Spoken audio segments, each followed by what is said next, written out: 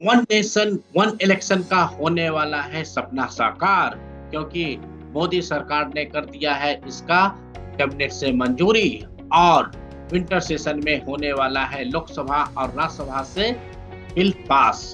तो one nation one election में क्या है खास, क्या आपको पता है? मैं Manish Kumar Sinha cross plus boundary में आपका स्वागत करता हूं। आज हम बात करेंगे वन नेशन वन इलेक्शन, जो आप बहुत सारे टेलीविजन चैनल पर सुन रहे होंगे कि इससे गवर्नमेंट ऑफ इंडिया को, भारत को और हम जैसे पब्लिक को बहुत सारी बेनिफिट होने वाला है। जो सबसे इम्पोर्टेंट बताया जा रहा है कि इससे गवर्नमेंट ऑफ इंडिया का तकरीबन 5,000 से 6,000 करोड़ का सेविंग होना है। तो ये सेविंग कहाँ जाएगा? अल्टीमेटली हम और आप जनता के डेवलपमेंट में ही आएगा। तो इसलिए आज मैं आपके सामने एक छोटा सा टॉपिक लेके आया हूँ, जहां पर हम जानेंगे कि वन नेशन वन इलेक्शन है क्या, इसकी जरूरत क्या है, और इसे इम्प्लीमेंट करने में हमारे पास या गवर्नमेंट ऑफ इंडिया के पास चैलेंजेस क्या है। क्योंकि ये बात आपको और हमें समझ में आना चाहिए, तभी हम इसके पक्ष या विपक्ष में बोल सकते हैं या गवर्नमेंट को बोल सकते हैं कि आप ये फैक्ट, ये जो आप बिल ला रहे हो वन नेशन वन इलेक्शन, आपको लाना है या नहीं लाना है। तो वन नेशन वन इलेक्शन जो नाम से ही प्रतीक हो रहा है कि एक ऐसा माहौल क्रिएट करना, एक ऐसा सिस्टम देना जहां पर पूरे देश में एक साथ इलेक्शन हो। तो आप कहोगे अभी तो 2024 में लोकसभा इलेक्शन हुआ था, पूरे देश में एक साथ ही हुआ था, ठीक है, 7 से 8 चरणों में हुआ, लेकिन इलेक्शन तो एक ही हुआ। और इस पूरे 8 चरण के बाद ही जाके हमने प्राइम मिनिस्टर चूज किया, पार्टी चूज हुआ, और आज वो इंडिया पर रूल कर रहे हैं। लेकिन वन नेशन वन इलेक्शन का मतलब है कि हमारे पास एक भारत लोकसभा का इलेक्शन होता है, इसके साथ 28 स्टेट है और 8 यूनियन टेरिटरी है, मतलब सारे इलेक्शन एक साथ हो। इसका ये मतलब है, इसका ये मतलब है कि लोकसभा और जितने भी विधानसभा है सबका इलेक्शन एक साथ हो, उसी को कहते हैं वन नेशन वन इलेक्शन, मैंने पूरे देश का इलेक्शन एक साथ हो। अब आपका सवाल एक हो सकता है कि मनीष आपने तो ये बता दिया कि लोकसभा और विधानसभा का तो वन नेशन वन इलेक्शन, लेकिन बहुत सारे एमसीडी के चुनाव होते हैं, पंचायत के चुनाव होते हैं, नगर निगम के चुनाव होते हैं, उसका क्या? तो वो अभी इसके साथ नहीं होगा, उसके लिए एक अलग से बनेगा। इट मींस कि एक बार में लोकसभा और विधानसभा के इलेक्शन होगा, उसके कुछ दिनों के बाद या नेक्स्ट ईयर ये गवर्नमेंट ऑफ इंडिया डिसाइड करेगी कि अगले बार सारे पंचायत का, सारे एमसीडी का एक साथ चुनाव। तो आज हम बात करेंगे लोकसभा और विधानसभा की इलेक्शन एक साथ हो, और ये गवर्नमेंट ने क्यों सोचा, कैसे सोचा, इसकी कमेटी का कोई रिपोर्ट आया है, इसका मेरिट क्या है, इसका डिमेरिट क्या है, और उसके चैलेंजेस क्या है। तो सबसे पहले, क्या one nation one election India में पहली बार हो रहा है? तो ये आपको समझना होगा कि क्या ये पहली बार हो रहा है या आज से भी पहले हुआ है। तो मेरा आंसर है कि ये पहली बार नहीं हो रहा है। जब इंडिया आजाद हुआ था, भारतवर्ष आजाद हुआ था 1947 के बाद, जब पहला जनरल इलेक्शन होता है 1952 में, तो 1952 से लेके 1968 तक ये वन नेशन वन इलेक्शन पर ही काम कर रहा था कि विधानसभा और लोकसभा दोनों जगह का इलेक्शन एक साथ होते थे, सारे गवर्नमेंट एक साथ अपॉइंट होते थे और वो काम करते थे। तो अब आपके मन में एक सवाल होगा कि मनीष, जब 52 से 68 तक वन नेशन वन इलेक्शन काम कर रहा था, तो ये फिर आज हम देखते हैं कहीं पर 3-4 स्टेट का इलेक्शन होता है, कहीं पर 5 स्टेट का एक साथ होता है, कभी कभी 2 स्टेट का, जैसे अभी जम्मू कश्मीर का हो रहा है, इसके 10-15-20 दिन, एक महीने के बाद आपका महाराष्ट्र में होना है। तो इस तरीके से हम देखते हैं कि अलग अलग टाइम जोन पर अलग अलग इलेक्शन होते हैं। तो इसका आखिर औचित्य क्या है? तो हुआ यूं, 1968 के बाद बहुत सारे स्टेट गवर्नमेंट इनके पास मेजोरिटी नहीं थी, वो गिर गए, कुछ जगह पर प्रेसिडेंट रूल लगाए गए। तो इसके कारण जैसे जैसे ये प्रॉब्लम क्रिएट होते गया, तो ये वन नेशन वन इलेक्शन से सपना टूटते गया और हम अलग अलग इलेक्शन डेट पर आते हैं। अब अलग अलग इलेक्शन डेट पर आने का सबसे बड़ा डिमेरिट क्या है? आपको पता है, एक आचार संहिता लगता है। जब भी इलेक्शन शुरुआत होने वाला है, उससे 2 या 3 महीने पहले आचार संहिता लगता है, जहां पर आप कोई भी पब्लिकली अनाउंसमेंट नहीं कर सकते हो, कोई डेवलपमेंट का काम नहीं कर सकते हो। अभी एक सुनाई दिया, न्यूज मीडिया में आ रहा था, न्यूज में आ रहा था कि जम्मू कश्मीर में 5 सितंबर को टीचर्स डे नहीं मनाया गया क्योंकि वहां पर आचार संहिता लगा हुआ था। लोगों ने कहा कि हम ऐसा कोई भी काम नहीं करना चाहते जिसके कारण इलेक्शन कमीशन कोई एक्शन ले। तो इस तरीके से हम देखते हैं कि बहुत सारे डेवलपमेंट के भी काम रुक जाते हैं। आज हमारे टाइम पर हो ये रहा है, हमेशा कहीं ना कहीं कोई ना कोई इलेक्शन होते रहता है। जैसे लोकसभा और 4 स्टेट का चुनाव हमारे अप्रैल, मई, जून में हुआ, जिसका रिजल्ट आया था 4 जून को। उसके कुछ दिनों बाद अब जम्मू कश्मीर में हो रहा है, फिर महाराष्ट्र में होगा, झारखंड में होगा। तो ये होते ही रहता है। तो ये अपने आप में एक बड़ा ही वर्क है। तो इसी चीज को सॉर्ट आउट करने के लिए वन नेशन वन इलेक्शन के फॉर्मूला पर आ रही है सरकार। ये जैसा मैंने आपको बता दिया कि ये स्टार्ट 1969 में हुआ कैसे कि कुछ हाउस को डिसॉल्व कर दिया गया, कुछ हाउसेस पे मेजोरिटी नहीं था, तो वो अपने आप सरकारें गिर गई। तो फिर वहां पर इलेक्शन हुआ, इलेक्शन होने का जो 5 साल की गवर्नमेंट थी। तो इस तरीके से ये कस्टम शुरुआत हो गया और ये चलते गया, जिसके कारण आज हम सिर्फ देख रहे हैं कि आज के डेट पर लोकसभा के साथ सिर्फ 5 स्टेट का इलेक्शन होता है, जिसमें अभी हमने देखा था लोकसभा के साथ उड़ीसा का हुआ था, नॉर्थ ईस्ट में हुआ था और 2-3 जगह हुआ था, आंध्रा तेलंगाना में हुआ था। तो इस तरीके से हम देखते हैं कि ये एक बार कस्टम बनता है तो शुरुआत हो जाती है। ये 1969 से शुरुआत हुआ था, लेकिन इसके बाद किसी भी प्राइम मिनिस्टर, किसी भी पॉलिटिकल पार्टी ने ये इंटेंशन नहीं दिखाया कि जो पहले हो रहा था उसी चीज को हम आगे बढ़ाएं। बस इंडिया में ऐसे भी है, ढेर चाल में चलते रहो, जो चीज होता है होने दो। इसका क्या मेरिट है, क्या डिमेरिट है, क्या ये पब्लिक इंटरेस्ट के लिए है या नहीं, इससे किसी को कोई खास फर्क नहीं पड़ता है। इसी चीज को आज के गवर्नमेंट ने कुछ महत्व समझा, पब्लिक इंटरेस्ट पे समझा, इसलिए उन्होंने वन नेशन वन इलेक्शन का कमेटी बनाया और उस पर काम कर रहे हैं। इस कमेटी के जो चेयरमैन है वो रामनाथ कोविंद जी है, जो हमारे एक्स प्रेसिडेंट है।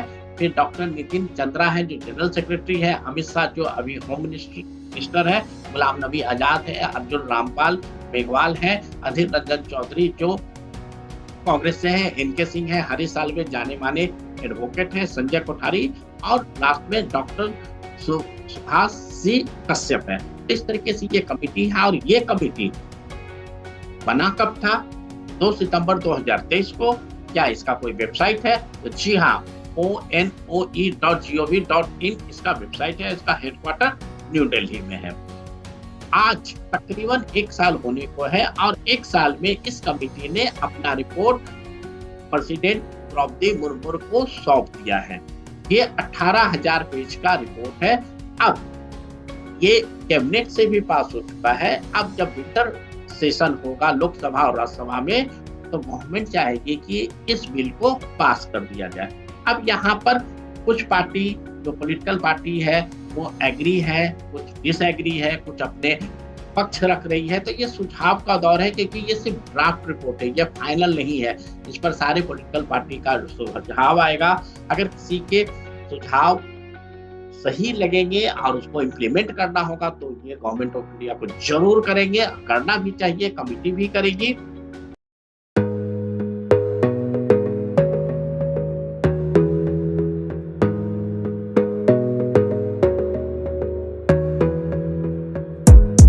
Gotta focus on yourself, on your faith, on your dreams, on your mind, on your health, yeah. You gotta work, never tell, keep your head down, find what you love.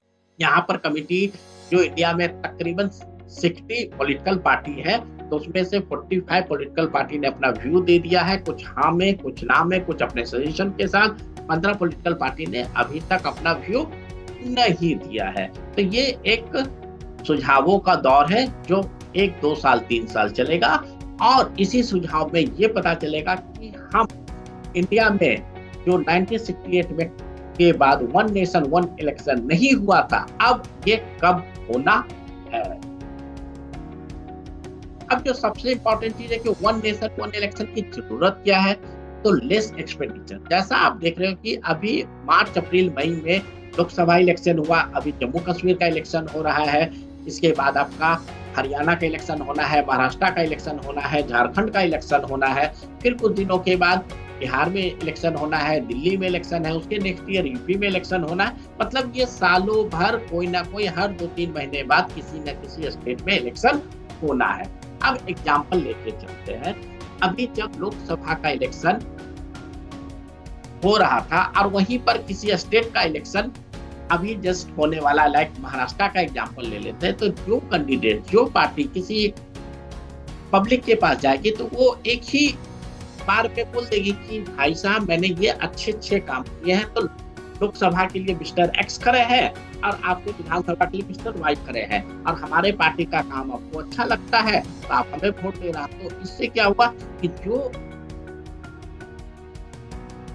Political party का जो खर्च होना है या जो election में खर्च होना है वो कम होगा। इसी तरीके से इलेक्शन कमीशन का भी एक्सपेंडिचर कम होगा। रीजन वो एक बार लगाएगी और इलेक्शन कमीशन के जो भी स्टाफ आएंगे, ट्रैवल करेंगे, वो एक ही बार जाएंगे। आप ये सोचो कि इलेक्शन कमीशन के जो स्टाफ है एक बार लोकसभा के लिए जाते हैं, फिर 3-4 महीना के बाद राज्यसभा के लिए जाते हैं, तो उनका 2 बार का एक्सपेंडिचर हो गया, आने जाने का, खाने का। जस्ट मैं तो एक छोटा एक्सपेंडिचर बता रहा हूँ। फिर उनकी सैलरी है, अगर वो दोनों इलेक्शन एक ही दिन हुए तो वो सारे एक्सपेंडिचर बच जाएंगे। इस तरीके से बहुत सारे एक्सपेंडिचर है। इस पर गवर्नमेंट ऑफ इंडिया ने एक स्टेटमेंट दिया है कि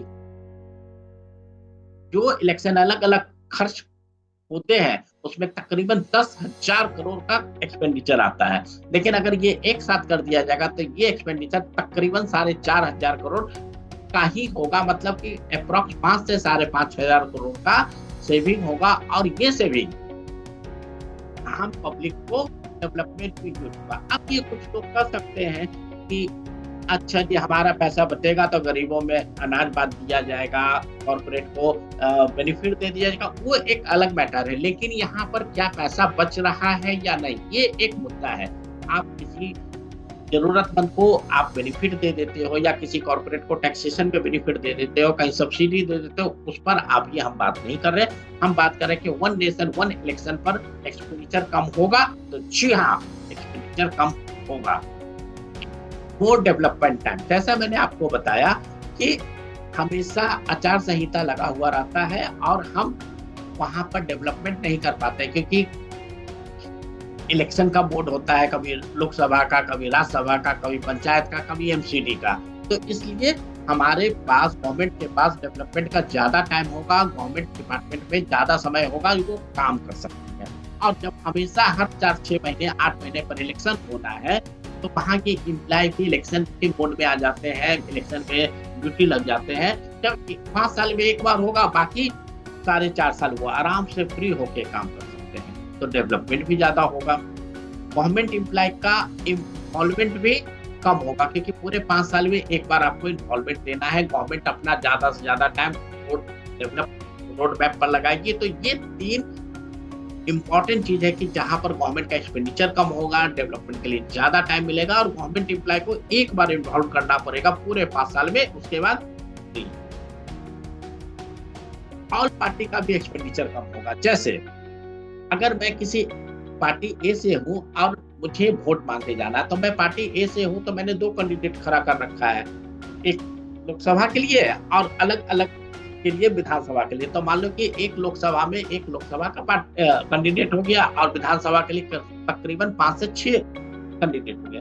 तो 7 कैंडिडेट के लिए मैं अलग अलग टाइम पर लोगों को भीड़ नहीं जुटाऊंगा, अलग अलग समय के लिए गाड़ियां नहीं लाऊंगा, एक ही बार में एक ही पोस्टर में मैं काम चला सकता हूँ। लेकिन अगर अलग अलग टाइम होता तो ऐसा तो नहीं होगा कि लोकसभा की इलेक्शन पर मैं 1 साल के बाद जो राज्य में इलेक्शन होना, उसका मैं कैंडिडेट का पोस्टर लगा दूंगा, वो तो पॉसिबल है नहीं। तो इस तरीके से अगर हम देखेंगे तो पार्टी का भी एक्सपेंडिचर काफी हद तक बचत होगा। मोर फोकस इलेक्शन, इलेक्शन का जो मुद्दा है वो भी मोर फोकस होगा। ऐसा नहीं होगा कि चलो अभी हम लोकसभा का मुद्दा उठा लेते हैं, बाद में राज्यसभा का मुद्दा उठाएंगे, बाद में हम पंचायत का मुद्दा उठाएंगे। जो भी मुद्दा होगा, चाहे वो लोकल हो या ग्लोबल हो, लोकल हो या इंडियन लेवल पर हो, स्टेट लेवल पर हो या नेशनल लेवल पर, वो जो इलेक्शन होगा फोकस तरीके से होगा। So one nation one election बहुत ही इंपॉर्टेंट है आपके और हमारे लिए। अब इसके डिमेरिट क्या क्या है, कॉन्स क्या क्या है। पहला, अनएम्प्लॉयमेंट। अब कहोगे कि भाई आपने तो बताया कॉस्टिंग कम लगेगी, सारे को ये होगा, तो बेरोजगारी कैसे क्रिएट होगा? बेरोजगारी इस तरीके से क्रिएट होगा, आप मान लो कि मैं एक डिजिटल मार्केटर हूँ और मैं पॉलिटिकल पार्टी से जुड़ा हुआ हूँ।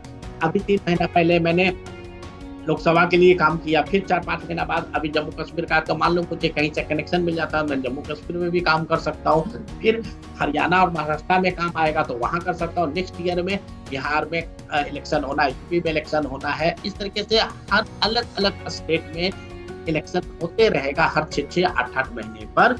तो एज द जो डिजिटल मार्केटर है या जो इलेक्शन से कनेक्टेड है, या मैं एक गरीब आदमी हूँ जो मुझे कभी कभी भीड़ में ले जाया जाता है 100, 200, 500 रुपया देके, तो वहां पर भी पूरे 5 साल में एक बार आपको 2 बार जाना है।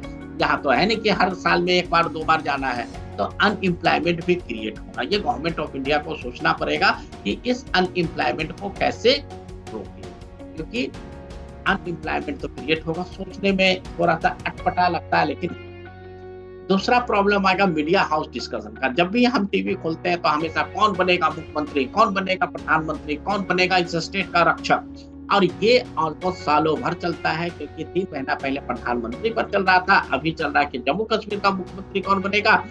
जम्मू कश्मीर के बाद चलेगा कि महाराष्ट्र का मुख्यमंत्री कौन बनना है, फिर झारखंड का कौन बनना है, उसके कुछ दिनों के बाद दिल्ली का मुख्यमंत्री कौन बनना, और उसके 4, 5, 6, 8 महीने के बाद बिहार का मुख्यमंत्री।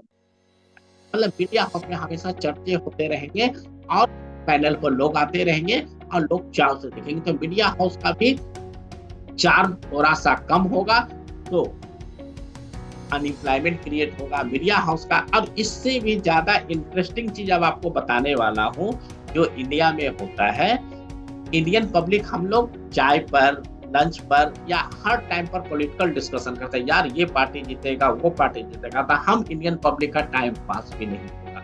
ये बहुत बड़ा दिल को दुखाने वाली बात है। जैसे 3 महीना पहले हम बहस कर रहे थे कि कांग्रेस आएगा कि बीजेपी आएगा, अभी जम्मू कश्मीर का इलेक्शन है तो अभी फिर से बहस कर रहे हैं कि महबूबा मुफ्ती आएगी या उमर अब्दुल्ला आएगा। फिर महाराष्ट्र में है भाई शरद पवार का पार्टी आएगा, कांग्रेस आएगा, बीजेपी आएगा, या शिवसेना का दो टुकड़ा हो चुका वो आएगा। इसी तरीके से एनसीपी जो शरद पवार का, उसका एक और टुकड़ा हो चुका, तो किसको कितना मिलेगा, तो लोग डिस्कस करते रहते हैं। ये डिस्कशन साल में एक बार, 5 साल में एक बार होगा। अदर तो ये जो इंडियन पब्लिक का टाइम पास वाला है, जो चाय की दुकान पर बैठ के चाय कुल्हड़ लेके मस्ती करते हैं, बात करते हैं, तो इंडियन पब्लिक का टाइम बहुत नहीं पास होगा। इस चीज से मैं बहुत दुखी हूँ। मीडिया हाउस कैसे रन करेगा, इंडियन पब्लिक का टाइम कैसे पास होगा, और कहीं ना कहीं अनएम्प्लॉयमेंट। तो गवर्नमेंट को ये तीनों चीज सोचना है कि पब्लिक को एंटरटेनमेंट के लिए आपको क्या देना है, क्योंकि जहां पर इलेक्शन होता है वहां पर आप टाइम पास करते हो, लेकिन जब इलेक्शन ही नहीं होगा तो पब्लिक किस मुद्दा पर कैसे टाइम पास करेगी। Challenges, heavy cost and infrastructure. आज की डेट पर इतना इंफ्रास्ट्रक्चर ईवीएम नहीं है जो एक साथ पूरे कंट्री में लोकसभा और राज्यसभा का इलेक्शन करा सके। तो आज से 10 साल 15 साल पहले गवर्नमेंट ऑफ इंडिया कोई हथियार नहीं बनाती थी, परमाणु बम नहीं बनता था, तो क्या आज गवर्नमेंट ऑफ इंडिया कर रही है कि नहीं? हमारा चंद्रयान चंद्रमा पर गया कि नहीं गया? जब ये सारे चीज हो सकता है, क्या हमने कोविड में वैक्सीन बनाया कि नहीं बनाया? अगर हम ये सारा चीज कर सकते हैं तो थोड़ा सा ईवीएम 2 गुना, जैसे आज अगर मान लेते कि 1 लाख यूनिट ईवीएम है, तो और हमें 10 लाख यूनिट ईवीएम की है, क्या अगले नेक्स्ट 5 सालों में या 10 साल में जब भी ये इम्प्लीमेंट होगा तो क्या 10 लाख ईवीएम नहीं बन सकता है? तो मैं ये नहीं मानता। अगर ये ईवीएम का कॉस्ट 10,000 करोड़ 20,000 करोड़ है, तो ये एक बार इंफ्रास्ट्रक्चर कॉस्ट लगना है, क्योंकि वो हर साल जब 5-5, 6-6 हजार करोड़ आप बचाओगे तो फिर वो 2 इलेक्शन में ही वो ब्रेक इवन हो जाएगा, वो फिर आगे आपके प्रॉफिट में ही आएगा। तो जब भी हम कोई नया प्रोजेक्ट शुरू करते हैं, नया बिज़नेस शुरू करते हैं, उसमें भी ब्रेक इवन आने में 1 से 2 साल, 3 साल टाइम लगता है। तो यहाँ पर भी ब्रेक इवन आने में 1 या 2 इलेक्शन लगेगा, उसके बाद आपकी प्रॉफिटेबिलिटी में आ जाओगे। तो ये कहना कि बहुत हैवी कॉस्ट है, ईवीएम नहीं है, वो सारा कुछ हो जाएगा। पहले आपका मन होना चाहिए, अगर आपके पास मन है, अगर उसमें प्रॉफिटेबिलिटी है, तो ये चीज़ भी होना कोई बहुत बड़ी बात नहीं है। अब सबसे बड़ा क्वेश्चन है कि पहला बार इम्प्लीमेंट कैसे होगा? जैसे मैंने आपको बताया कि अभी लोकसभा का इलेक्शन के साथ 5 स्टेट का हुआ था, फिर अभी जम्मू कश्मीर का हो रहा है, मतलब हर 6, 7, 8 महीना पर कोई ना कोई इलेक्शन है। तो जब भी ये पर्टिकुलर डेट फिक्स होगा, जब भी होगा, उस दिन किस सरकार को या लोकसभा को भंग किया जाएगा या राज्यसभा को भंग किया जाएगा या विधानसभा को भंग किया जाएगा, क्या करना है। और ये 2029 में इम्प्लीमेंट होना है, तो जो सरकार 2027 में चुनाएगी, तो क्या 2027 के बाद आगे प्रेसिडेंट रूल लगा रहेगा या 2027 में ये इलेक्शन से 2 या 3 साल के लिए होगा। तो ये इम्प्लीमेंट फर्स्ट, जैसे अभी जम्मू कश्मीर में इलेक्शन हो रहा है, तो ये तो चलो 4-5 है, लेकिन जो 2027, 2028 में मान लो कि डिसाइड हो जाता है 2029 में हमें वन नेशन वन इलेक्शन पर काम करना है। 27 में यूपी का चुनाव है, तो 27 का क्या यूपी में चुनाव होगा? नहीं होगा। अगर होगा तो क्या 2 साल के लिए होगा या क्या होगा? तो फर्स्ट टाइम इम्प्लीमेंट, तो जब भी हम ट्रांसमिशन फेज से गुजरते हैं तो कभी ना कभी कुछ ना कुछ इशू होता है। जैसे जीएसटी 1 जुलाई 2017 से पहले वैट था, उसके बाद जीएसटी आया, तो ट्रांसमिशन फेज था, वहां पर कुछ दिक्कतें आई, लेकिन आज हम उस चीज को सर्वाइव कर सकते हैं। सबसे बड़ा प्रॉब्लम आएगा कि किसी स्टेट में किसी को मेजोरिटी नहीं मिली, या मेजोरिटी मिलने के बाद इधर से उधर लोग भाग गए, दल बंधु हो गए और सरकार गिर गई। ऐसा कुछ भी होता है तो क्या वहां पर प्रेसिडेंट रूल लगेगा या फ्रेश सिलेक्शन होगा? फ्रेश सिलेक्शन होगा तो क्या वो सिर्फ 2 साल 3 साल जो बैलेंस पीरियड है उसके लिए होगा? तो ये कुछ चैलेंजेस है जो गवर्नमेंट ऑफ इंडिया के पास आएंगे। सारे पार्टी अपने अपने चैलेंज बताएंगे और इस पर सोच विचार कर कुछ ना कुछ सॉल्यूशन निकलेगा। तो ये सब चैलेंजेस हैं जो हमें वन नेशन वन इलेक्शन पर सोचना पड़ेगा। और मैनेजमेंट की एक इतने बड़े देश में जहां पर ज्योग्राफिकली भी बहुत बड़ा है, फिर आपका जो हमने अभी देखा कि लोकसभा में 8 फेजेस में हुआ, तो मैनेजमेंट मतलब गवर्नमेंट ऑफ इंडिया इसको मैनेज कैसे करेंगे, जो अपने आप में एक क्रूशियल चीज है। अगर ये वीडियो आपको अच्छा लगा हो तो आप इस वीडियो को लाइक करें, सब्सक्राइब करें। आपके पास कुछ भी क्वेश्चन हो related to one nation and one election आप हमसे पूछें। जब तक के लिए दोस्तों धन्यवाद। Audio Jungle।